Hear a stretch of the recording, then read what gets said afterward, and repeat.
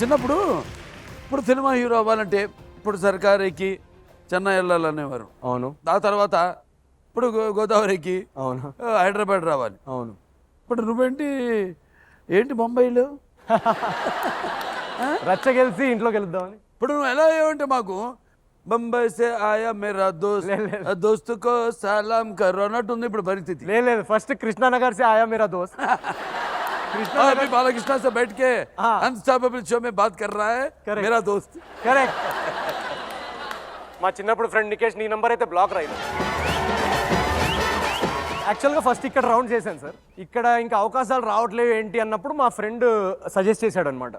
హిందీలో నాటకాలు వేస్తున్నావు కదా, సో బాంబేలో అక్కడ కూడా చాలా జరుగుతాయి, సో అక్కడికి వెళ్ళి ట్రై చేయొచ్చు కదా అంటే అప్పుడు నేను షిఫ్ట్ అయ్యి ఇంకా అక్కడ ఈ ఆడిషన్స్ ఇవన్నీ అక్కడ స్టార్ట్ చేశాను అనమాట. సో అక్కడ నాకు అర్థమైంది ఏంటంటే ఓన్లీ మనం ఈ ఆడిషన్స్ ఇవి చేసుకుంటూ ఉంటే మనకి వర్కౌట్ అవ్వదు అని ఇంకా డిఫరెంట్ జాబ్స్ చేయడం మొదలుపెట్టాను అనమాట. రేడియో ఛానల్లో ఆర్జేగా పనిచేశాను, మ్యూజిక్ ఛానల్లో చిన్న చాట్ షో హోస్ట్ చేసేవాడిని. నేను ఒకటి చెప్పనమ్మా, ఇప్పుడు మనకు వచ్చిన పనిని అందరికంటే గొప్పగా చేయడమే మన కర్తవ్యం. ఎస్, అప్పుడే జెండా పాతేస్తాం నీలాగా.